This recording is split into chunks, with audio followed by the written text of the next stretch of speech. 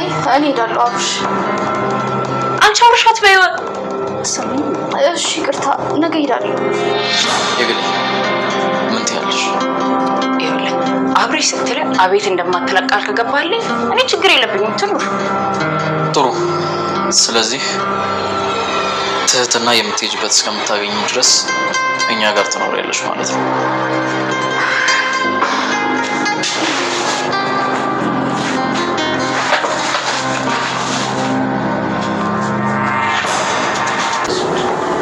ተረጋጋ። ስማ ያውሽ ሆነ ነገር አስብ። መቼም ከመቼ ውጭ እዚህ ቤት ጥሬ ልልሽ አለ። የግል መጣ እንዳደረገው ትህትና ነው ሊያደርጋት ነው።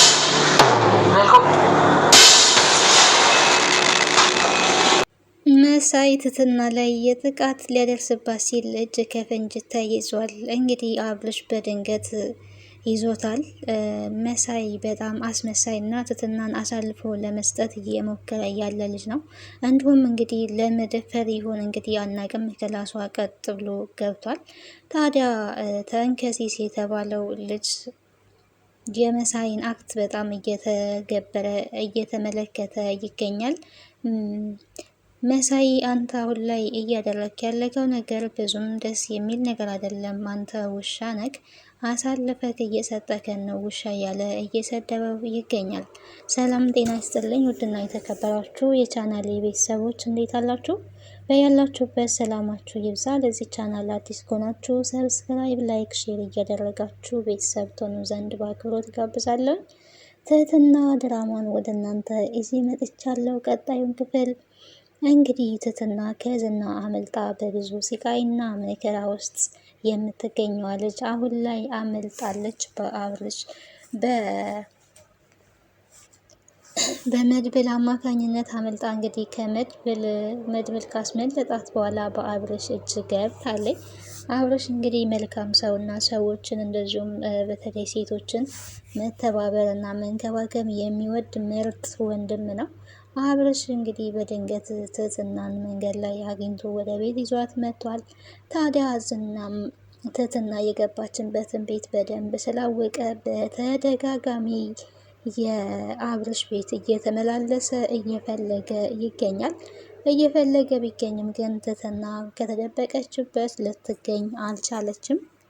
ትህትና ታዲያ እናንተንም ከማሰቃይና ከማስቸገር ራሴ በቃ ልሂድና እንደፈለገ እያደርገኝ የሚል ውሳኔ ላይም ደርሳ ነበረ።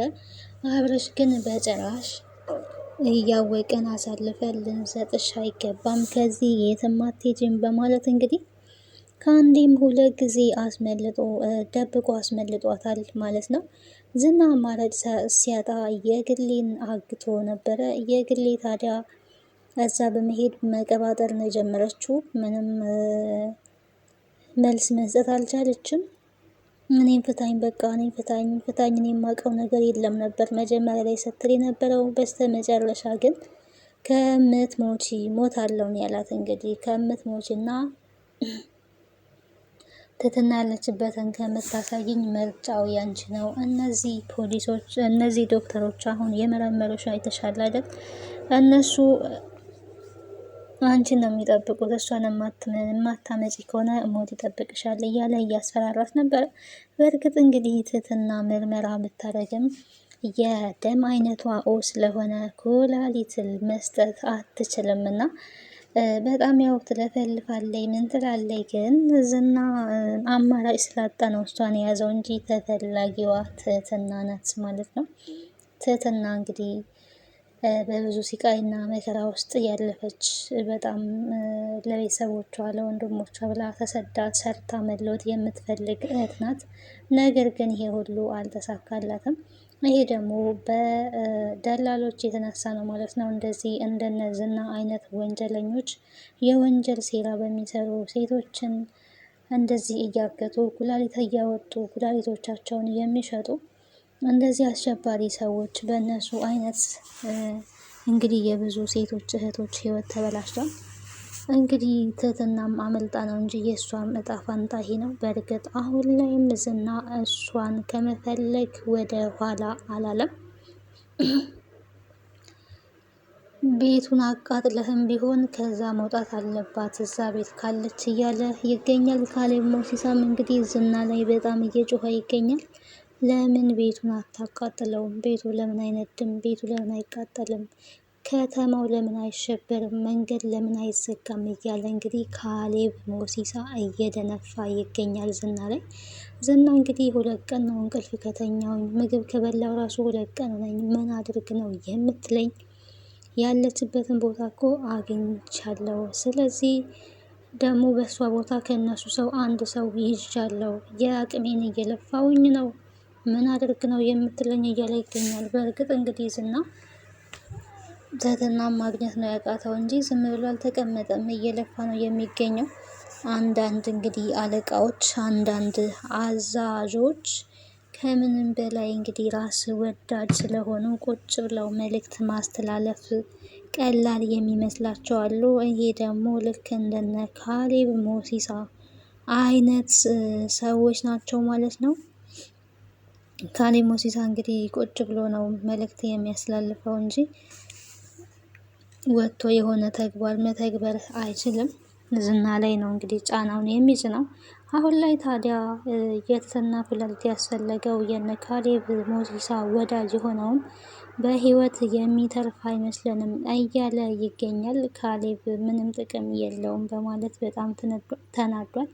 አበቃልን እንግዲህ ሰዎች እኮ ወዳጆቻችንም ጭምር ናቸው እያለ ይገኛል። እንግዲህ እዚህ ጋር የአንድን ሰው ህይወት ለማትረፍ አንድ ያረጀን ሰው ህይወት ለማትረፍ ገና ሮጣ ያልጨረሰች የወጣትን ህይወት ለመቅሰፍ ኩላሊት ለማውጣት የሚተጉ አሸባሪዎች እንደዚህ በአሰቃቂ ሁኔታ እንዳሉ እንግዲህ እየተመለከትንበት ድራማ ነው።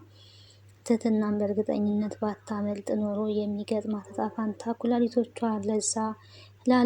ለባለ ሀብት ይሰጣሉ። ከዛ በኋላ እንግዲህ እሷ ኩላሊቶቿን አታ ስለማትኖር ህይወቷ ያልፋል ማለት ነው። በዛ ላይ እንግዲህ ቤተሰቦቿ ተስፋ አድርገው ልጃችን አረብ ሀገር ናት ሰርታ እሷም ተቀይራ እኛንም ትቀይረናለች ብለው ተስፋ እያደረጉ እድሜ ልካቸውን እንዲኖሩ ለማለት እንግዲህ ተዘጋጅተው ነበር ማለት ነው። ልኬን ታዲያ ወደ ቤት በቃ አሳያችኋለሁ፣ እቤት ነው ያለችው በማለት ወደ ቤት አንጥተዋታል ማለት ነው። ታዲያ መሳይ ገንዘብ ካስገባችሁልኝ እሰጣችኋለሁ፣ እሷ ቤት ያለችበትን ቦታ ጠቁማችኋለሁ ነበረ ሲል የነበረው። ታዲያ ወደ ቤት ዝና እንደመጣ በተቻላቸው አቅም አብርሽ ማድረግ ያለብን ከዚህ በኋላ መፋለም ነው ያለብን እንጂ ዝም ማለት የለብንም። ምክንያቱም እነሱ የህግ ሰዎች አይደሉም፣ ወንጀለኞች ናቸው።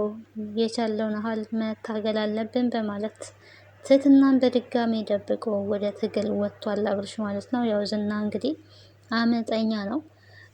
አብርሽንም መቶታል፣ እንዲሁም ጎለምንም መቶታል። ታዲያ ተንከሲስን እንደ ህፃን ልጅ ነበረ ብድግ አድርጎ በጭንቅላቱ ወደ ታች ሲዘቀዝቀው የነበረው መሳይ ተብዬው እንግዲህ እዛ ጋ ምክንያቱም ከሃዲ ስለሆነ አሳልፎ ለመስጠት በገንዘብ የተስማማ ሰው ስለሆነ የእፍረቱን አንገቱን ደፍቶ እራሱን ይዞ ነበር የተቀመጠው። ታዲያ ተንከሲስ በትራስ ከኋላ መቶታል ማለት ነው። የት ነው ያለችው? አንጡ፣ የማታመጡ ከሆነ እያንዳንዳችሁ ላይ አሁንም ቢሆን ተኩሳለሁ ነው እያለ ያለው እንግዲህ ዝና። የለችም እዚህ ቤታችን አትበጥብጥ በማለት አብርሽ በድፍረት ተናግሯል። በዚህ መሀል ነው እንግዲህ ካሌብ ሞሲሳ የደወለው ማለት ነው። የሆነ ነገር ማድረግ ካልቻልክ እስካሁን ምን እየሰራክ ነው? ሰውየው የሚተርፍ አይመስለኝም። አበቃልን በቃ። የኔና ያንተ ወዳጅነት በፊት የጠበቀ ነበረ። አሁን ላይ ግን ከምንም በላይ የምተማመንበት ሰው አሁን ላይ እምነቴን በልተካል እያለ ይገኛል ካሌብ ሞሲሳ። እንግዲህ ዝናና ካሌብ ሞሲሳ በዚህ አማካኝነት መጣላታቸው የማይቀር ነገር ነው። ትህትና እንግዲህ እዛ ቤት እንድትቆይ ከሁሉም ድምፅ በመቀበል አብርሽ እዛ ቤት እንድትቆይ ያደርጓል ማለት ነው። ትህትና እዚህ ቤት ትቆይ ወይስ ትሂድ ትላላችሁ? ምን ትላላችሁ? እያለ እያንዳንዱን ጠይቋል። ቢጠይቅም እንግዲህ ቅር ያለው ሰው አሁንም ቢሆን ማን ነው ካልን መሳይ ነው ማለት ነው። መሳይ እንግዲህ ትትና እዛ ቤት በመቀመጧ በጭራሽ አልፈለገም። ለምን እንበጠበጣለን ነው ያለው። በመጀመሪያ ላይ ግን ትወዳታለህ ወይስ አትወዳትም የሚል ጥያቄ ጠይቋል።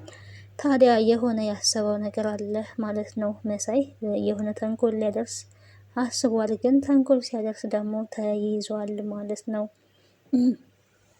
መሳይ መጀመሪያውኑ ምን ትሰራለች ቤታችን እንድትቀመጥ አንፈልግም ትውጣለን እያለ ነበረና አሁን ግን ያው የግሌ ላይም ትንኮሳ እንዳደረገ ሰምተናል። ይሄ ጭራ የሌለው ውሻ አሁንም የግሌ ላይ እንዳደረገ ትትና ላይም ሊያደርግ ነው በማለት እንግዲህ ቀስቅሶ መሳይ ወደ መሳይ ክፍል ሄደውበታል ማለት ነው።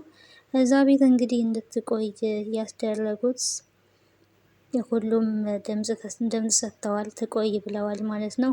ታዲያ የግሌ አብርሽ የማትል ከሆነ እንድትቆይ ችግር የለውም ብሏል ማለት ነው።